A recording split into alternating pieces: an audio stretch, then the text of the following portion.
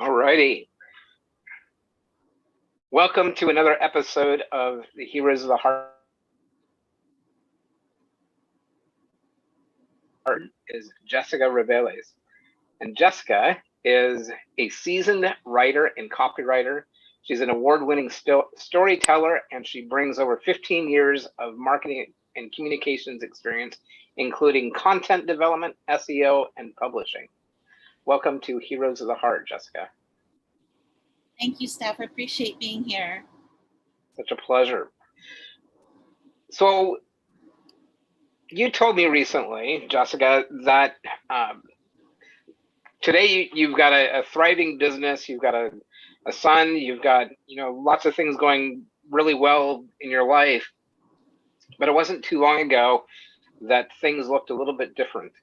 Is that correct? Yeah, absolutely. Can you share a little bit about what that looks like? Absolutely. So in 2015, I lost my footing for a little while. I went from a 13-year corporate career in marketing to freelance, and then from there,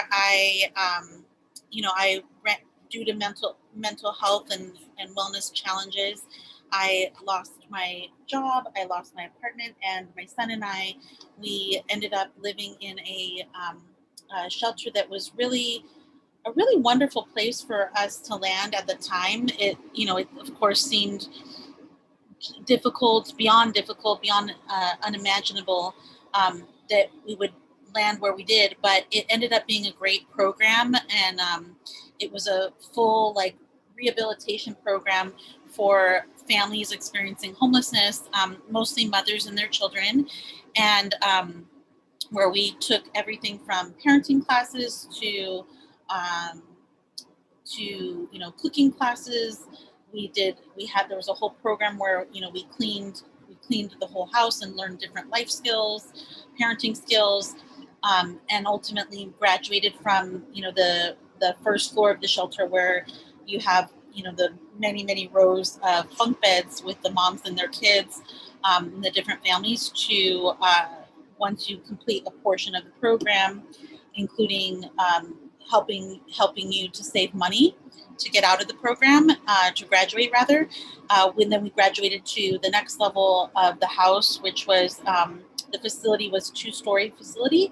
And then at that point you go from the big room where you have literally dozens of people and with their families living there, to the bedrooms where you have a share room with another family. So there's 2 families sharing that space. And then ultimately, within about 6 months, just a little shy of 6 months, we graduated from that program, and were able to get some subsidized housing for a year through LA Family Housing. And the shelter where we stayed was the San Fernando Valley Rescue Mission in Northridge. So that was actually the place where I started my business. Strangely enough, most people wouldn't imagine starting a business living out of a homeless shelter. And but that was something I was able to do at the time. It was difficult for me to find work at that time, and so I through a program in partnership with Pepperdine University, there were about 30 folks that were experiencing homelessness from all over LA County. I was one of those 30 people that was selected to participate in the micro enterprise program with Pepperdine. And what that program did is, within a 16-week period, it taught you every aspect of business, from financials and budgeting to operations, marketing, management, and beyond. And that's how I got my start with my company, that's now grown from a one-woman show into a successful company and team of 7, including me. Wow, that is quite a success story. And thank you. That's the nutshell version. Words that you used in describing your situation was unimaginable. And one of the things that I would really like to help my audience understand is what is it like to be in an unimaginable position? And I've had my own unimaginable experiences, but it's hard to convey that unless you've actually been there. and gone through that experience yourself. Can you tell us a bit about what do you mean by unimaginable, and what did that look like and feel like for you at that time? Sure. Well, I actually, at the time, maybe about, I would say, 3 or 4 months after we had landed there, so kind of towards the end of my stay at the shelter, I actually wrote a talk on going from rock bottom to breakthrough.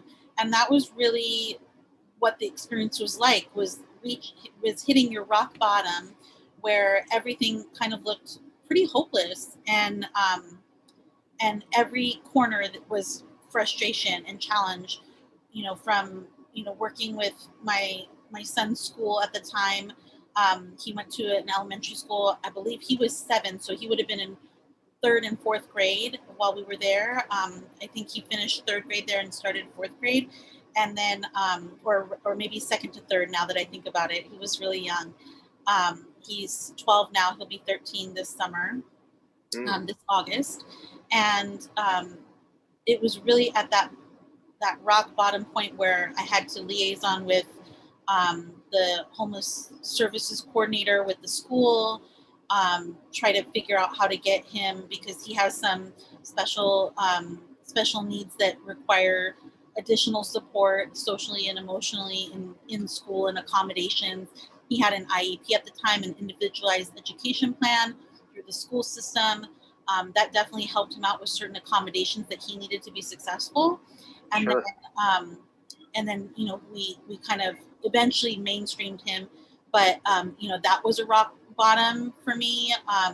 My own mental health and personal wellness was a rock bottom for me, and my finances was also a rock bottom point for me. And I think what was the turning point was seeing that opportunity to go from struggling with mental health and struggling with joblessness and then a child with special needs in the school system, and also emotional needs that needed to be fulfilled. What motivated me was that seeing that light at the end of the tunnel, or that spark, was that because I had my son, I needed to find a way out of that rock bottom and be able to move toward light and success and breakthrough. And so the breakthrough moment was getting into that special program through the micro enterprise program at Pepperdine. They bused us every so I think it was 2 or 3 times a week for 16 weeks to the university, where we stayed for about half the day learning, and working through a business plan, creating a business plan. So that was an unimaginable situation. To a degree, I had actually experienced homelessness before that while I was pregnant with my son. So it was the second time around for me, but it was a different circumstance. Having a child within that type of a system. And that just kind of compounded the situation and made it harder, because I was not only dealing with myself in a pregnancy, I was actually dealing with my child with all these different needs that he had at the time, and he would have been 7 at that time. So that was a real challenge, as well as getting all the mental health and other supports that we needed in place. Sure. I've had children of my own that have had IEPs,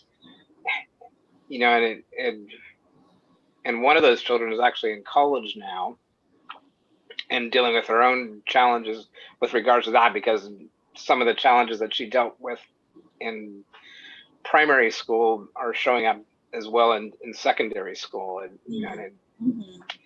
And she's super intelligent. One of the things that is remarkable about her is that she's incredibly intuitive, and so she can pick up things like Martha. My wife and I have had secrets that where we didn't want our children to know about what was going on, but so we didn't talk about it with our children, but because of her abilities, she just picked up on it kind of through the ether and knew about it anyway. So she's got these academic challenges, but in life, she's got these incredible skills and abilities that oftentimes aren't really reflected in the academic situation. So it's interesting to deal with our personal challenges, as well as, how do we help our own children get to a better place, and to give them hope that things can be better, and they have what it takes in order to succeed. So I really appreciate kind of your motivation there to go from rock bottom to breakthrough. Yes, thank you. And that breakthrough, it came in stages too, right? So through their program, like I mentioned, there was a savings program where you had to perform a certain amount of hours of work, school, or volunteer work. And I was doing school and work as much as I could. I had like 3 part-time jobs online, doing marketing, admin, kind of data entry type of jobs. And then as I grew the business into an actual business, from an idea to a business, I would get clients, and then as I got clients, I would replace one of those part-time jobs with the clients that I had, and bring in this income that would allow me to save money, which would then be matched by the facility. And then that helped us to move out and find a place of our own again. That's great. That's really encouraging too. That the drive that you had to manage 3 jobs plus having a child, and going to school, and I mean that's a lot on your plate. But it seems like you really had a drive to create a better life for yourself and for your son. So total kudos to you. Thank you. Thank you so much. I appreciate that. Yeah. So tell me, it sounds also, just going off your bio, you've been doing in the marketing world for longer than, from before 2015, when you were talking about so you've been in the marketing world for a good while, but you hadn't started your business until after you had left the shelter, or about that same time, correct? Yeah, that's right. I had been in marketing for about 13 years, like I was saying prior, mostly in sales, marketing, and communications. This was most of it was before social media really took effect, so and became as big as in our lives as it is today.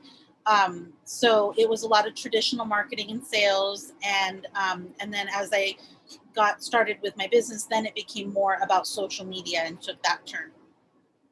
So tell me what appealed to you about the work of marketing and then social media.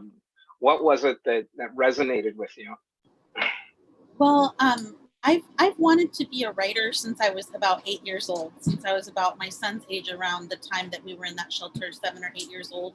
And what was interesting to me about marketing, although I did fall into it, it was, one of my first jobs out of college was working at a tutoring facility as a sales and marketing manager, and building their writing program, and building their Spanish immersion program. Was that, in marketing, your storytelling is really what you're doing. And so that part came very natural to me. And then as I moved further along in my career, and then later into my own business, and then now much later, now fast forward 6 years, and we're in 2022, there's never been a better time to be a writer, because content is huge. It's a huge part of what we consume every day, no matter if you're on Instagram or Facebook, or you're on TikTok, it's storytelling. If you're on blogs, Medium, for example, is a blogging tool, WordPress, any of the other, any other blog that you might create on your own. Those are all ways to tell stories. And magazines, digital magazines that I write for, different publications. Now I'm working with people that are doing their own books, and they're publishing through our imprint, which is part of my communications agency. So wow. I've always wanted to do this work. It's just I've gotten there kind of an interesting turn, through some interesting turns.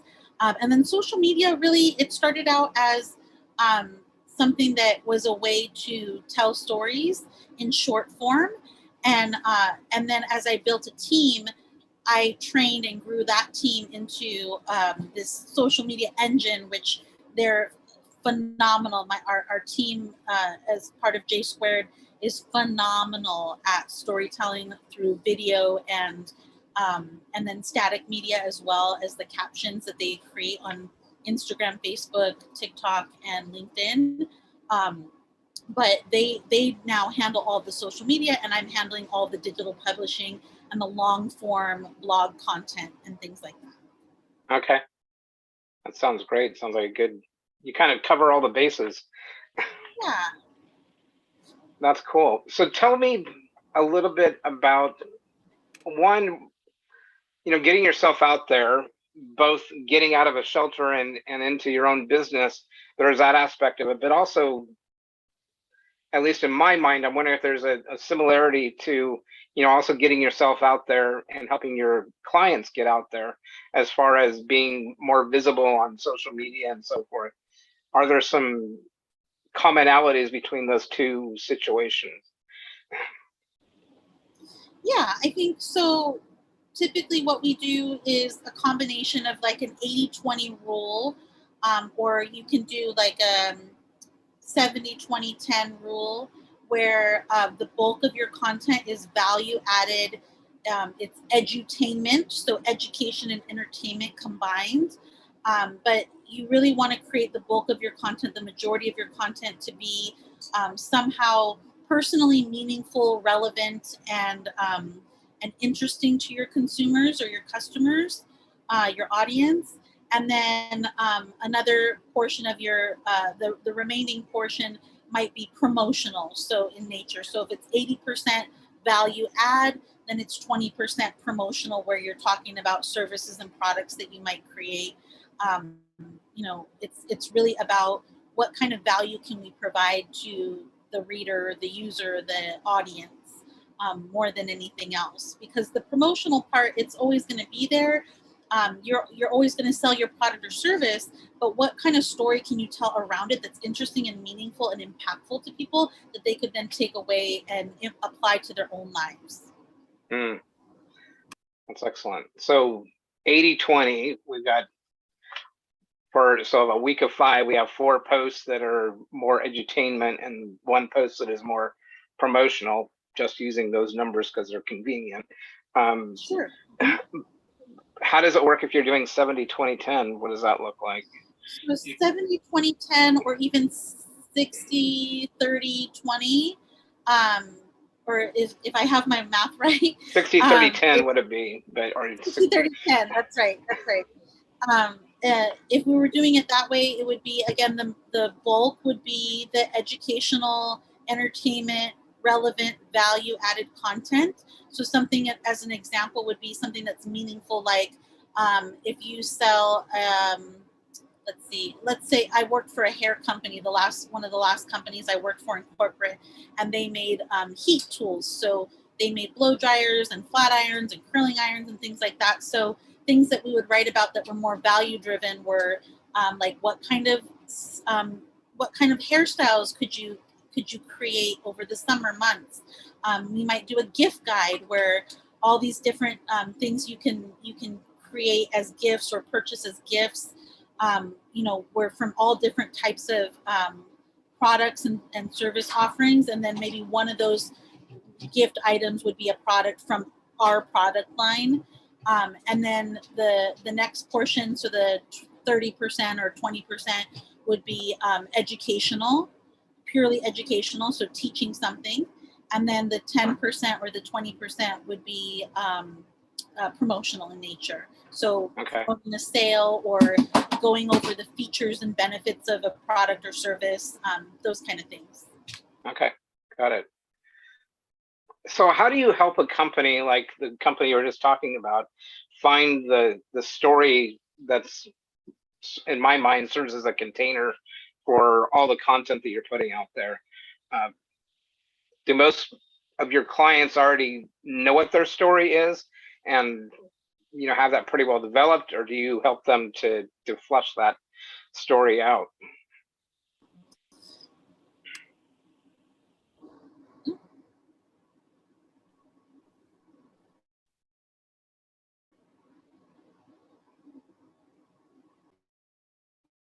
Oh, there we go. Sorry, my No worries. mute button was unmuting.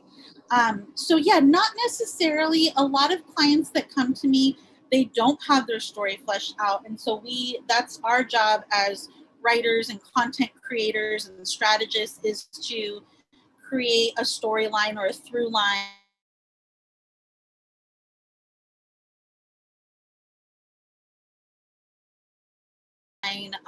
that will tell. Can you hear me okay, Steph? I can now. Yeah, Okay. there's a little bit of breakup. There was a delay, I think. So what I was saying is, not necessarily. A lot of clients come to us and they don't have their stories fully fleshed out. And so it's our job as storytellers and content creators and strategists to find that through line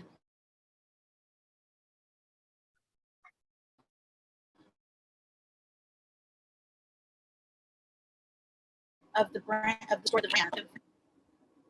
There we go. Okay. So it's our job to find that through line of what the story is for that brand. And there's a number of ways that we go around, about it. So one is to do, we have a big brainstorm session and we go over, what is the tone and the character and the personality of the brand? What kind of are the values, the mission, vision, values of that brand? And we can develop these from scratch, or we can pull them, pull the stories out of the values that are already existing. So, and then we start to create narratives about, okay, well, what is this brand's, what are their strong points? What kind of features and benefits do the products and services offer? And mostly we focus on the benefits. What are the benefits to the end user? And then we build a story, we craft a narrative around those benefits, and find ways to apply those benefits to someone's life that is the end consumer. Okay. Why are values such an integral part of what you're doing? What role do they play? Yeah, that's a great question. So values are hugely important because these are the things that humanize our brands and make our brands and who we are as people, who we are. So, for example, one of our biggest, core values at JSquared is diversity, equity, and inclusion, and that's everything from our hiring practices to the way that we train and how we train our staff, to the types of visuals that we create for our clients. So in any of our branding solutions and social media solutions, you're never going to see the same person in the storytelling that you're going to, every single time. So you might see someone you'll see people from all different walks of life, all different colors, race, creeds, sexualities, gender, ethnicities, being able-bodied, being differently abled. You'll see all those different types of profiles in the storytelling that we do on social media, for example, or in content marketing, in blogs, or in just even the visual depictions where we address who their character, their consumer is, their end user. So diversity, equity, and inclusion is hugely important for us, both within our organization internally and then externally, the way that we communicate that on behalf of our clients. Wow. So that makes me think that, you don't try to cater to all the companies out there in the world. Their values have to align with your values. If they're not into diversity, equity, and inclusion, they're probably not going to be a great client, and you're probably not going to be a perfect fit for them either. That the two go hand in hand. Yeah, absolutely. That's a really good point, Steph. So for us, who we specialize in working with are women-owned, LGBTQ-owned, and BIPOC-owned organizations, whether they're for-profit or nonprofit, because we have a good balance of for-profit organizations, and then we have several nonprofits that we work with as well. So those our clients typically fall in one or more or all of those buckets. And so that being said, we know that DEI is going to be important to them. We know that communication is going to be important to them. We know that integrity is also one of their values, because those are the values that we share as well. That's excellent.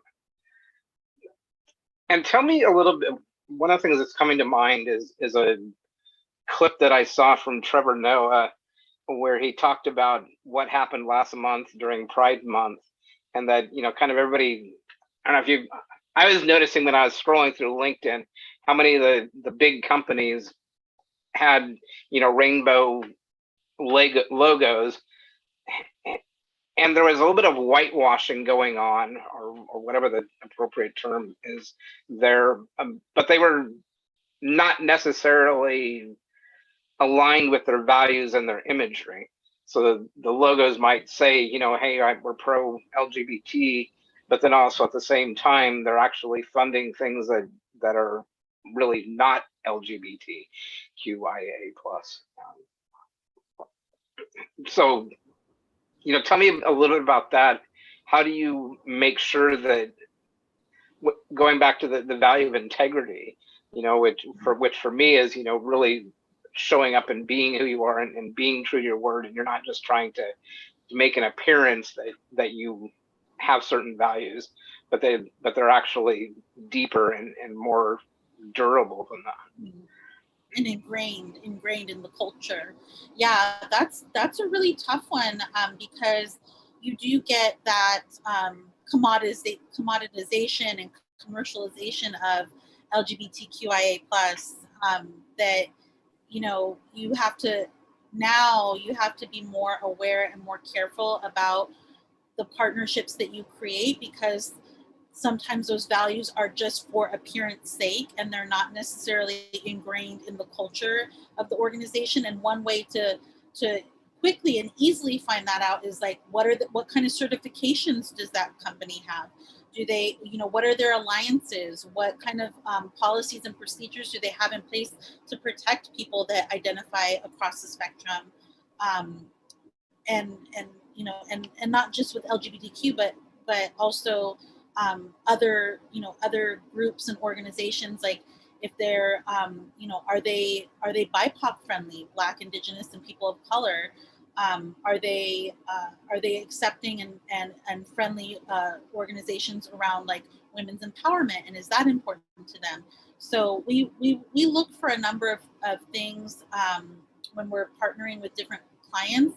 In our interview process, we actually interview our clients, and we have a questionnaire that they fill out, and then we have like a verbal conversation over Zoom or in person with myself and our lead on our DEI practices and policies that we hold in place for our organization. And we really get to the root of what is their purpose, and who are they trying to help, and what are they doing to do good in the world? And then we look at the answers on their questionnaire, which center on things like mission, vision, values. What is the story arc of their brand? What are the positive things that their brand does in the community? Do they do anything for the community at all, or are they really out for profit? So there's a number of checks and balances that you can really tap into, but then you have to go a little bit deeper than that as well. Sure, I appreciate that, and I love that effort and commitment that you're not only reflecting personally yourself, but also your business, as well as your clients and all the people that are impacted by that.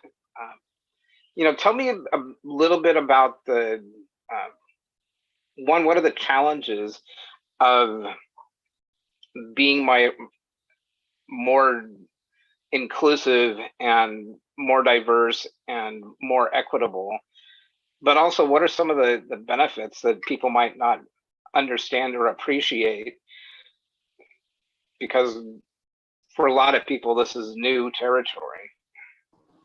Yeah, that's a great question. So I think some of the things that are challenging are that you have to walk away at times, and that's a really hard thing to do, because ultimately our organization JSquared, we want to help people.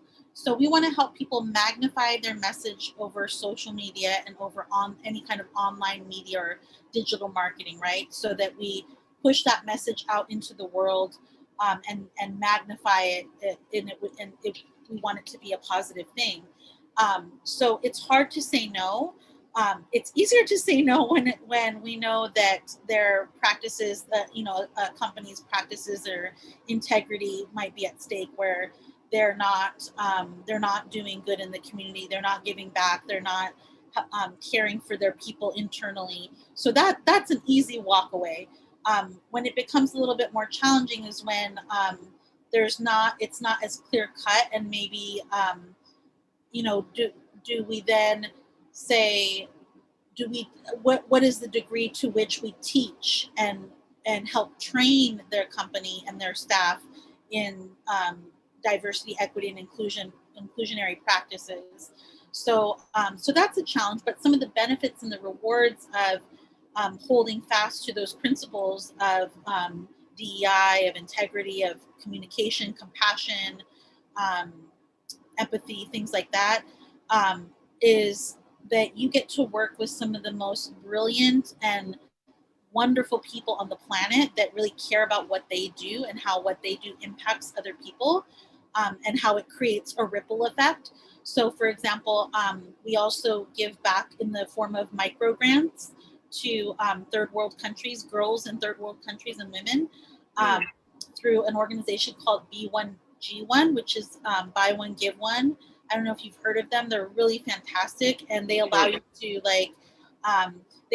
to give your client, create like a certificate. You can create a certificate of goods showing that, like, look, client A, let's say, when every time we complete a project for you, we give $1 toward vocational training for women in the Philippines. Or here's for client B, every time you make a purchase or you upgrade your service, we donate 50 cents or $5 or whatever the amount is to reproductive rights, reproductive training and reproductive rights training, and education to girls in Uganda or in South America or wherever it is. So, that's some of the rewards, is being able to give, not just to the people in our own backyards, but to people all over the world. Because we are a global organization. We have staff that are in Spain and the Philippines and the UK, and then of course domestically as well. So that's kind of a neat thing. There's a lot of benefits. That is excellent.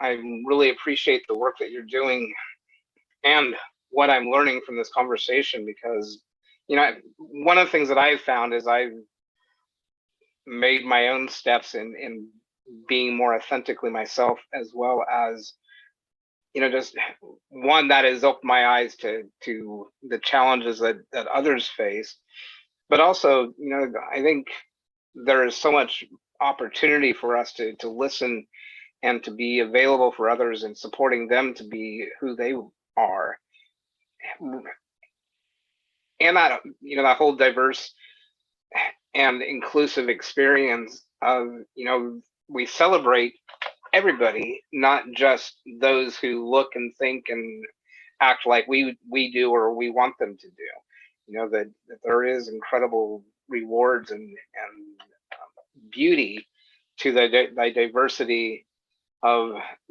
this human experience and this global effort. So, one, total kudos to the work that you're doing.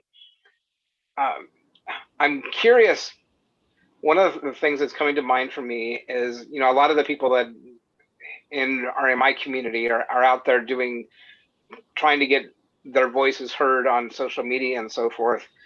Tell me what a digital agency might be able to do for them, and when would be a good time for someone to reach out and to look how to connect with a digital agency rather than trying to do it all themselves? Yeah, thank you for asking that, Steph. I really appreciate it. So getting involved with a digital agency, or I guess backing into that a little bit, the way that you know when it's good to reach out is when you trying to be present on social media is becoming more of a chore and impeding the work that you're trying to do, that's your actual zone of genius work that's doing good in the world. Once social media starts to get in the way of that, it's probably a good idea to hand it off to someone, an agency or professional that can help get that message out, because that's their zone of genius. So there's that. And then, the kind of things that we can do are everything from, cleaning up your bio to make it really SEO friendly, search engine optimization friendly to the algorithms online. We can do anything from something as micro as that, just changing your bio to be more friendly and easy to use and easy to find, to creating and scheduling actual posts from scratch, like making the content, making the visuals, the graphics, the content, or the copy, and then we do blogs, we do publishing. Like I was saying, we're starting to work more with authors now, where we are ghostwriting work for the author and working collaboratively with them to tell their story, their unique story, or a story that they're meant to tell for another audience, and then we go through the whole publication process with them, and then help them get that message out on social media after the launch date of the book. Excellent. Does that answer most of what you asked, I think? It does, yeah. And want to really appreciate partly because I'm wondering if I'm in this position myself of, are all my efforts to get out onto social media and so forth, is that impeding upon where I find my greatest value is provided? Which, to be completely honest, social media is probably not my greatest value add. The other question that comes to mind for me is with regards to what are the kind of the barriers of entry of working with a digital agency? Like, what are some budgetary concerns or other concerns that it would be beneficial to be aware of? Sure, yeah, there definitely are barriers to entry. Often for people, it's price, but you have to weigh, is how valuable is my time? Devoting that to my zone of genius versus devoting that to my zone of genius and having to get it all out on social media. So, the barrier to entry working with any agency is probably going to be anywhere from, $100 to $500 a month at the lowest end of the spectrum. Yeah, so there are some social media agencies that are more automated that will that can create content and publish content for you for anything as low as $100 a month. At the same time, you do get what you pay for, so you have to be really careful about vetting that company that would offer something like that.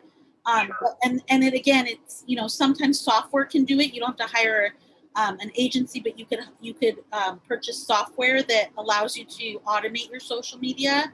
That could range, like I said, anywhere from like $100 to $500 a month. But then if you're a bigger organization, then those costs could easily double or triple per month. So, but our agency is a little bit different, where because of who we serve and the challenges that those groups face, because they are, minorities in the world, and they're groups that face inherent challenges in our society. We do trade work. We do, work that's in kind of that $500 range a month, which is pretty much the lowest you can really find with an agency. An agency really carries a heftier price tag. So We do come significantly below that price tag, what the standard rates are, industry standard rates are. But yeah, the price is usually the barrier to entry for most people. And then just having the time to work collaboratively with the agency, because it's not just, like, oh, let's just, here's all my content. You can just create set it and forget it. You can't just set it and forget it. So especially if you're doing work that's authentic and genuine, you want to be able to have conference calls with the agency and work with them so that they know what your voice sounds like. There's questionnaires that are involved to communicate that voice and tonality, and the hashtags and the values that go along with your brand. So it's a collaborative work, and then that's the price tag too.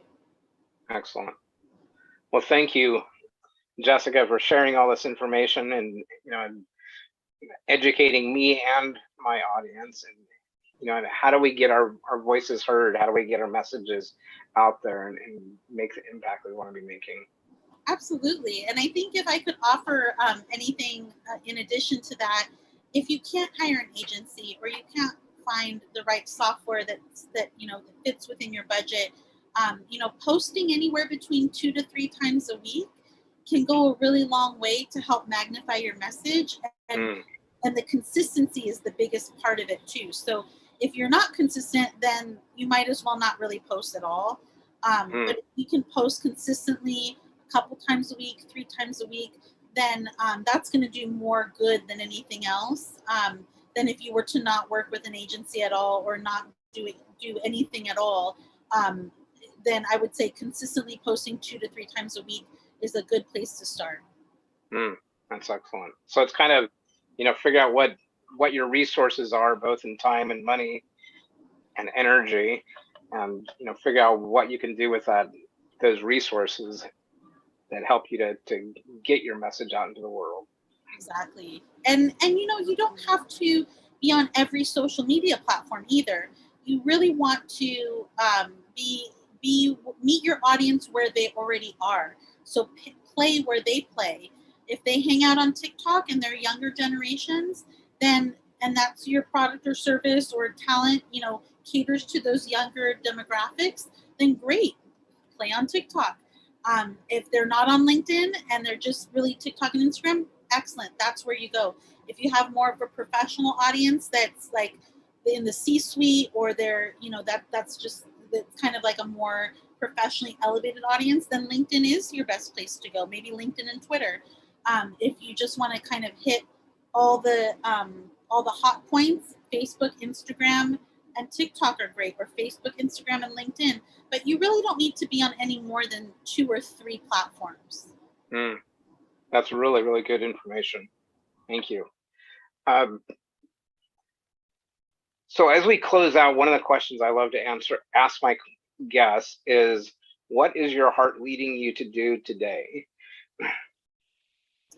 What is my heart leading me to do today? That's a great question. I think my heart is always leading me toward storytelling and getting my message out to as many people as I can in the most effective way possible. So today I'm going to do a little bit of writing, personal writing that contributes to the memoir that I'm working on right now, or I've been working on it for a little while. And that's a memoir on motherhood and homelessness, and struggling through mental illness to get through to the other side of that that major issue that a lot of our culture faces with the homelessness crisis, especially for me being in Los Angeles. The homelessness crisis is very, very real and very pervasive throughout the county and throughout the city. So getting some writing done is where my heart is calling now. That's excellent. And how do our audience connect with you so that they can follow along with that story that you're creating? Oh, thank you for asking. Yeah, so you can connect with me on any social media under Jessica Joy Reveles. So it's just my full name, Jessica Joy Reveles. You can find me on LinkedIn and Facebook and Instagram there. And then we're also available online through our website. We have lots of resources there. We've got a great new, like, super cool blog that gives you all kinds of information on how to post to TikTok and, you know, what are the trends online, where, you know, where can you find more resources. And that's at JSquaredCom.com. So I'm sure you can link that in the description of our talk here, but it's just www.JSquaredComm.com, JSquaredComm.com, and you'll be able to connect with us there as well. And my direct line is on there, and my email is on there, and then all of our resources. Excellent. Thank you so much, Jessica. This has been a pleasure and, you know, really, really informative. So I really appreciate all that you shared with us today. Thank you, Steph. I so appreciate you. This was a really rich conversation, and I just thank you for doing the work that you do in the world. Thank you. It's a pleasure. And for our audience, until our stories meet again, be the bright light in someone's dark night.